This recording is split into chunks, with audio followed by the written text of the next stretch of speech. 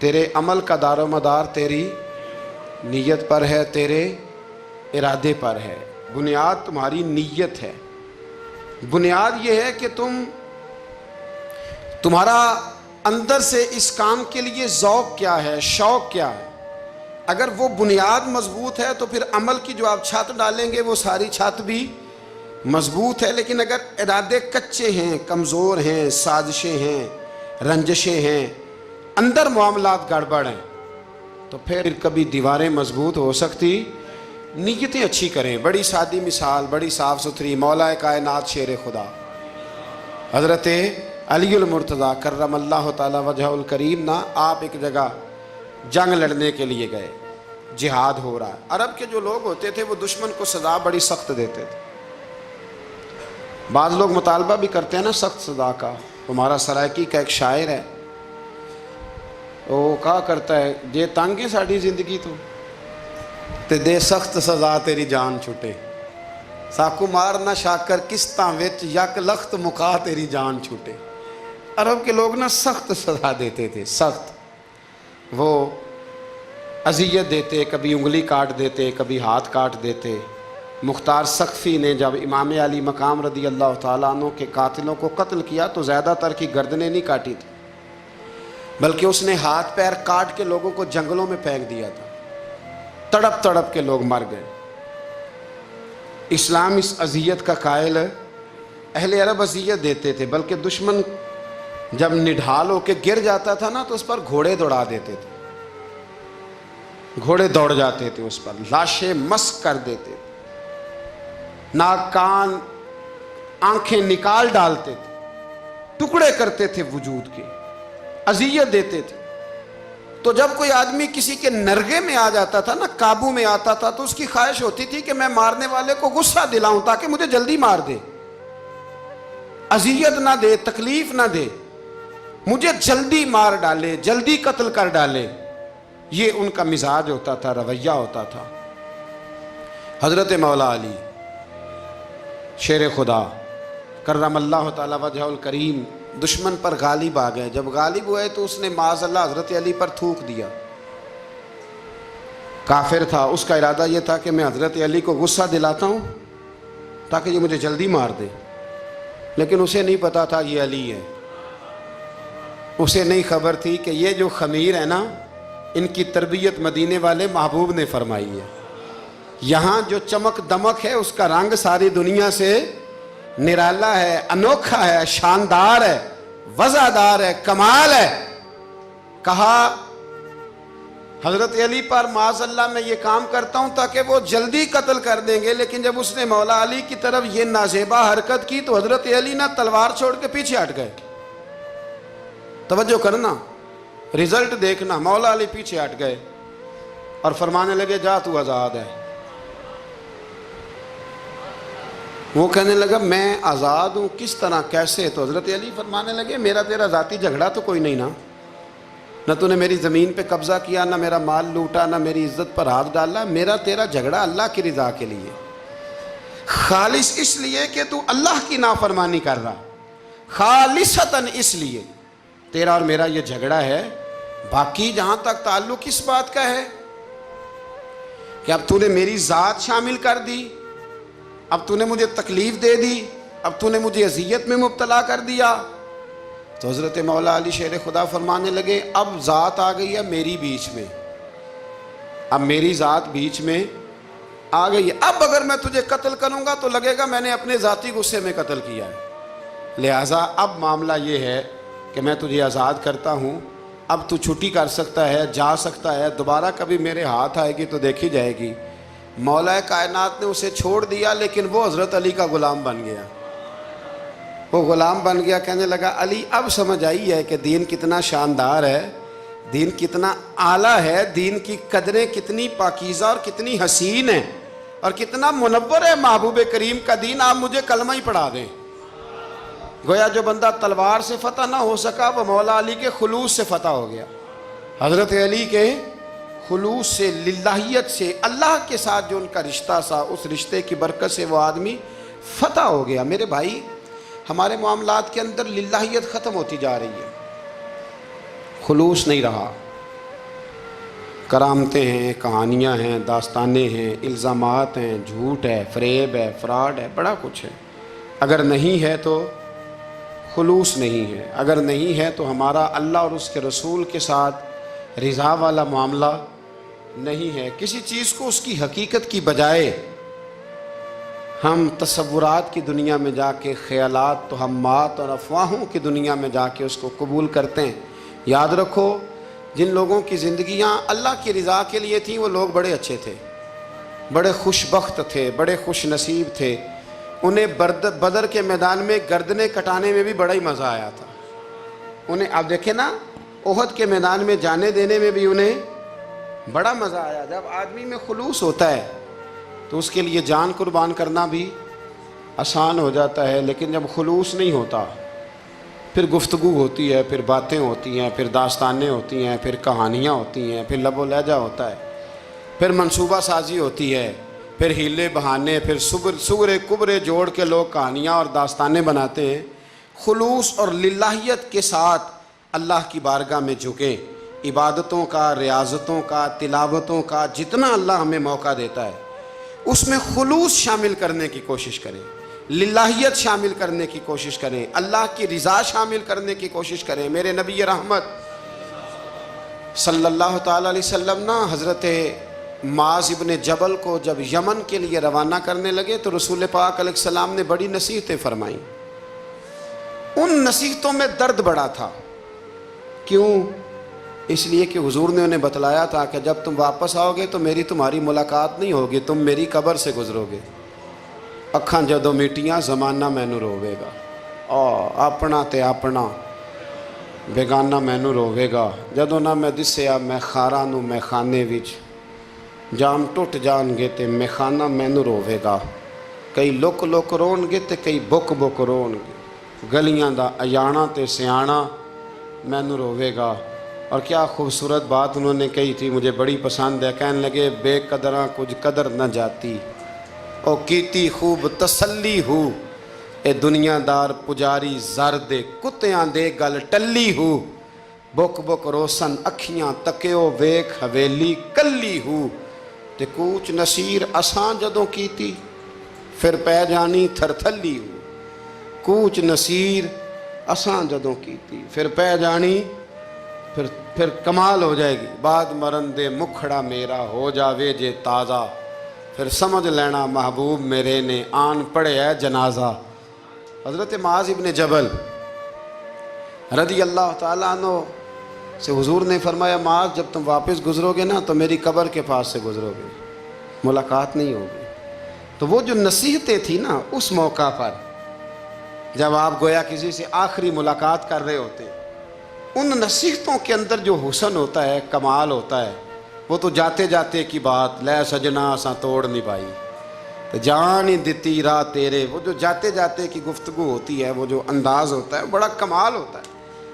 اور اس کی گہرائی اور گہرائی کو وہ سمجھ سکتا ہے جس کو وہ لمحے میسر آتے، جو اس وقت اس مقام پہ کھڑا ہوتا ہے۔ حضرت معاذ ابن جبل رضی اللہ تعالیٰ عنہ تڑپ کے روئے، کہا حضور کیا فرما رہے ہیں؟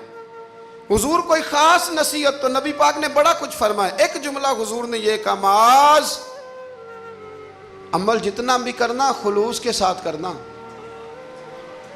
اور محبوب نے فرمایا تیرا خلوص کے ساتھ کیا ہوا تھوڑا عمل بھی رب کی بارگاہ میں زیادہ بنا کے تیرے لیے ذریعہ نجات بن جائے گا۔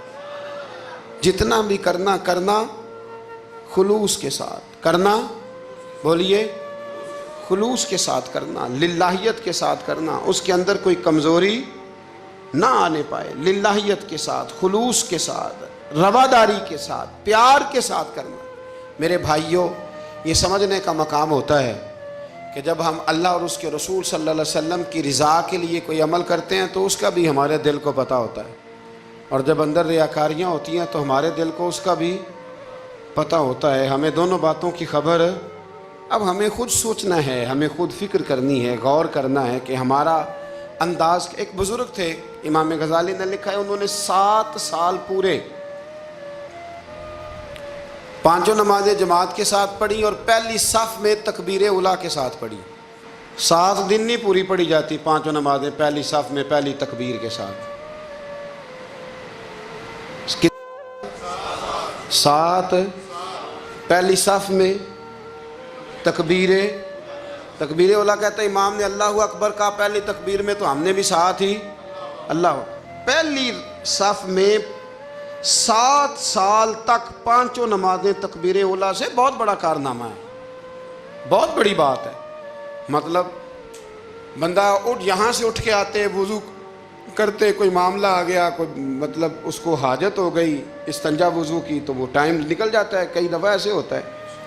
7 سال پورے نماز پڑھی تو کہتے ہیں 7 سال کے بعد نا ایک دن 8واں سال لگا ہوا تھا تو بزرگ فرماتے ہیں میں ذرا لیٹ ہو گیا، تکبیر اولا تو مل گئی پر پہلی صف نہ ملی، تیسری صف میں جگہ ملی. بزرگوں کے تقوی دیکھیے گا.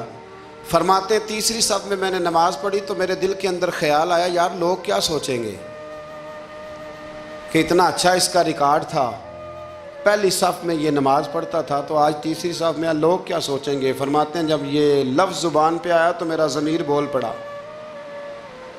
جب یہ سوچ دل میں آئی تو میرا اندر تڑپ اٹھا، چھم چھم میرے آنسو نکلنے لگے، میں رویا. اور فرماتے ہیں لوگ چلے گئے اور میں نفل پڑھتا روتا رہا. میں نے کہا اللہ مجھے یوں لگتا ہے وہ 7 سال تک پہلی صف میں جو نمازیں پڑھتا رہا وہ تو لوگوں کو دکھانے کے لیے پڑھتا رہا. فرماتے ہیں میں نے 7 سال کی نمازیں قضا پڑھی، قضا نمازیں پڑھی، اس لیے کہ مجھے سمجھ آئی کہ وہ نماز اللہ کی رضا کے لیے نہیں تھی، وہ تو بندوں کو ریکارڈ بنانے کے لیے تھی. تو میں نے وہ 7 سال کی نمازیں قضا پڑھی. اور فرماتے ہیں اب دوبارہ سے جب میں جاتا ہوں تو پھر میں اپنے دل پہ غور کرتا ہوں کہ پہلی صف تکبیر اولا پر یہ بتا نیت کیا ہے، یہ بتا کہ تیرا ارادہ کیا ہے. شیخ سعدی فرمایا کرتے تھے تیرے وجود کا قبلہ تو سیدھا ہے، دل کے قبلے کی بھی بات بتا. تیرے وجود کا قبلہ درست ہے پر دل کے قبلے کی بھی، ہاں خودی کا سر نہاں لا الہ الا اللہ، خودی کا تیگ فساں لا الہ. یہ دور اپنے ابراہیم کی تلاش میں ہے. صنم کدا ہے جہاں لا الہ الا اللہ، صنم کدا ہے جہاں لا الہ الا اللہ. اور اگرچہ بت ہیں جماعت کی آستینوں میں پر مجھے ہے حکم اذاں لا الہ الا. تو یہ جو ہمارا مزاج ہے نا لوگوں کو دکھانے کا، بتانے کا، سنانے کا.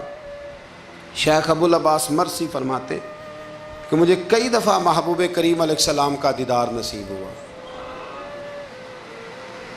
میرا اور حضور کا معاملہ تھا، پھر میں نے لوگوں کو بتانا شروع کر دیا. فرماتے ہیں پھر انہوں نے آنا چھوڑ دیا، اس لیے کہ کچھ باتیں ایسی ہوتی ہیں جو بتانے کی نہیں ہوتی. لیکن کچھ بندوں کو بشارتیں ہوتی بڑی ہیں، وہ ان بیچاروں کو بد ہضمی ہو جاتی.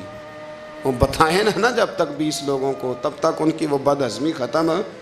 حالانکہ ہر چیز بتانے کی، دکھانے کی، سنانے کی، ہر چیز کی وضاحت دینے کی نہیں ہوتی. ہر چیز ایسی نہیں ہوتی. حضرت ابو ہریرہ جیسے لوگ فرمایا کرتے تھے علم کی 2 تھیلیاں، ایک کھولی ہے دوسری کھولو تو مجھے قتل کر دو. ہر چیز کو بتانے سمجھانے کی ہوتی ہے. تو خلوص دیکھیں کتنا ہے اس میں، للہیت کتنی ہے، اللہ کی رضا کتنی. الحمدللہ تعالی اس مہینے سے جو جولائی کا ہے، میرے خیال ہے 4-5 جولائی سے حج کی فلائٹ شروع ہو جائیں گی انشاءاللہ تعالی. خوش نہیں ہوئے آپ سن کے؟ جو جا رہے ہیں رب ان کا قبول فرمائے، اور جو رہ گئے اللہ انہیں موقع عطا فرمائے. ای سعادت بزور بازو نیست تا نہ بخشندہ خدائے بخشن. یہ سعادتیں بازو کی قوت سے نہیں ملتی، تبھی ملتی ہیں جب اللہ عطا کرتا ہے، جب رب اپنے فضل سے عطا کرتا ہے پھر یہ سعادتیں ملتی ہیں. لوگ حج کے لیے جا رہے ہیں اور آپ کو پتہ ہے حج بھی آج کل ساتھ حج ہوتا ہے، ساتھ سیلفی ہوتی ہے، آخر تک چلتا ہے. ایک بزرگ تھے حضرت ابو مرتعش ان کا نام تھا. وہ فرماتے ہیں میرا 4تھا-5واں حج تھا، نفلی حج کرنے کے لیے میں جا رہا تھا. تیاری میری مکمل ہو گئی تھی، 2-4 دنوں میں میری روانگی تھی، ارادہ میرا مضبوط تھا، معاملات سارے طے ہو گئے تھے، بس میں جانے کے قریب تھا. فرماتے ہیں کہ میں ایک دن گھر میں بیٹھا تھا، اماں جی نے نا کہا بیٹا ذرا پتر ذرا پانی کا پیالہ دینا.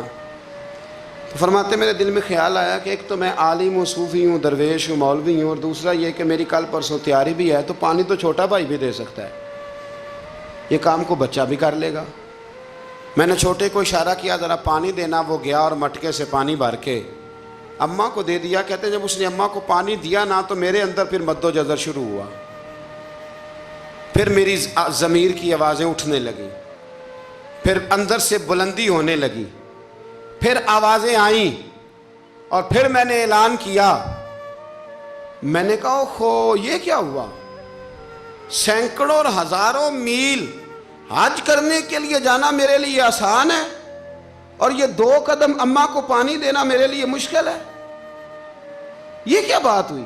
حالانکہ حج کرنے سے بھی اللہ نے راضی ہونا تھا، اور اماں کو پانی پلانے سے بھی اللہ نے راضی ہونا تھا، پر یہ میں کس جگہ کھڑا ہو گیا ہوں کہ سینکڑوں میل اور ہزاروں میل جا کے حج کرنا میرے لیے آسان ہے، لیکن پانی بھر کے لانا میرے لیے مشکل ہے۔ چند قدموں کے فاصلے پہ مٹکا پانی کا پڑا ہے۔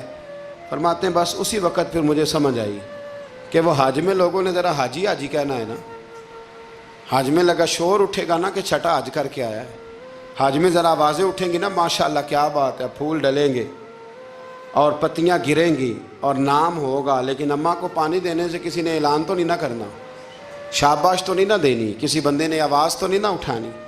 فرمایا میں اسی وقت اسی لمحے اٹھ کے ماں کے قدموں میں بیٹھا اور پیر پکڑ کے کہا اماں مجھے معاف کر دے۔ اماں کہنے لگی بیٹے کیا ہوا؟ میں نے کہا اماں مجھے سمجھ آ گئی، آج میرا نفلی ہے، میں اس سال نہیں جاؤں گا، اگلے سال جاؤں گا، اب یہ پورا سال میں تیری نوکری کروں گا، میں تیری خدمت کروں گا، تیرے پیر دباؤں گا، تیرے لیے کھانا لاؤں گا، میں تیری ڈیوٹی کروں گا، اس لیے کہ مجھے سمجھ آئی ہے کہ نیکی کا تصور اصل میں ہے کیا۔ ہم بالعموم وہ نیکی کرنے جا رہے ہوتے ہیں جو نیکی بھی ہوتی ہے اور دنیا میں اس کا نام بھی ہوتا ہے، تذکرہ بھی ہوتا ہے، اس کی وجہ سے ہمارا قد بھی اونچا ہو رہا ہوتا ہے۔ حالانکہ نیکی کا تصور تو بڑا چھوٹا سا ہے، کل معروف صدقہ، مسکرا کے ملنا بھی نیکی، رزق حلال کما کے بچوں کو کھلانا بھی نیکی، گلی سے پتھر اور کانٹا اٹھا دینا بھی نیکی، پر ہمیں تو کوئی لمبی چوڑی نیکی چاہیے، کوئی بڑی نیکی چاہیے۔ اس لیے بہت سارے ایسے لوگ ہیں جو نیکیاں ان کی پہنچ میں ہوتی ہیں وہ نہیں کرتے۔ وہ محرم کے ایام میں نا ایک جگہ پہ حاضری کا موقع ملا تو وہاں ایک صاحب کہہ رہے تھے ہم مریں گے، لڑیں گے، جانیں دیں گے، قربانی دیں گے، ہم امام علی مقام کی سنت ادا کریں گے، سارا کچھ کریں گے۔ تو بعد میں وہ میرے پاس بیٹھے تو میں نے انہیں کہا کہ جب جنگ کا موقع آئے گا تو انشاءاللہ لڑیں گے، جانے بھی دیں گے، پر ابھی آپ یہ کام کریں کہ امام حسین ایک رات میں پورا قرآن پاک پڑھا کرتے تھے، یہ والی سنت امام حسین کی شروع کریں، یہ والی سنت ابھی آپ سٹارٹ، جب وہ موقع آئے گا تو انشاءاللہ وہ کام بھی کریں گے، تو یہ والی سنت آپ سٹارٹ کریں امام صاحب کی۔ امام صاحب 100 نفل پڑھا کرتے تھے فرض نماز کے علاوہ روزانہ، 100 رکعت نماز نفل، تو آپ یہ والی سنت امام حسین کی شروع کریں نا، تو جب کربلا سجانے کی باری آئے گی تو پھر کربلا بھی سجا لیں گے۔ لیکن ہم نے یہ والے کام نہیں کرنے، نمازیں 5 پوری نہیں پڑھنی، ہم نے تو صرف کربلا والی سنت ادا کرنی، نعرے لگانے ہیں، وہاں تک پہنچنا ہے۔ میرے عزیز یاد رکھیں، اللہ کی رضا ہر جگہ پیش نظر ہو۔ میرے رسول کریم صلی اللہ تعالیٰ علیہ وسلم کی عالی مرتبت خدمت میں ایک جنگ کے موقع پر صحابہ نے عرض کیا تھا کہ یا رسول اللہ صلی اللہ تعالیٰ علیہ وسلم فلاں آدمی بڑی ہمت سے لڑ رہا ہے، جہاد کر رہا ہے، بڑی بات ہے، تو حضور نے فرمایا یہ جہنمی ہے، جہاد کر رہا تھا، توجہ ہے میری بات پر، حضور نے فرمایا یہ جہنمی ہے، یہ دوزخی ہے، یہ بندہ جنتی نہیں۔ جب سرکار دو عالم صلی اللہ تعالیٰ علیہ وسلم نے یہ بات ارشاد فرمائی تو صحابہ کہتے ہیں ہمیں تجسس ہوا کہ یہ کیا بات ہوئی، اتنی ہمت سے، جوان مردی سے، اتنی وہ دلیری سے لڑ رہا ہے اور حضور نے فرما دیا دوزخی ہے، کیسے دوزخی کیسے؟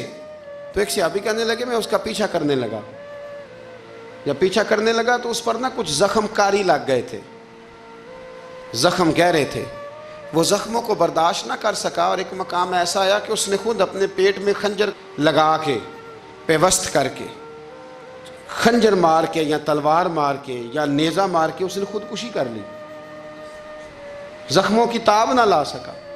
حضور نے فرمایا تھا کہ یہ جہنمی ہے، تو اس کی وہ جو بات تھی وہ صادق ہو گئی. کہتے ہیں میں فوراً بولا، میں نے کہا میرے محبوب جو فرماتے ہیں حق اور سچ ہی فرماتے ہیں. دیکھو کس موت مرا ہے. اب اس پر مفسرین نے لکھا ہے کہ وہ بندہ جو گھر سے نکلا تھا نا، تو وہ دین کے لیے لڑنے نہیں نکلا تھا، وہ قومیت کے لیے لڑنے آیا تھا کہ میرا سارا قبیلہ گیا ہے تو مجھے بھی جانا چاہیے، ہماری قوم سے فلانی قوم ٹکرائی ہے تو لہذا ہمیں.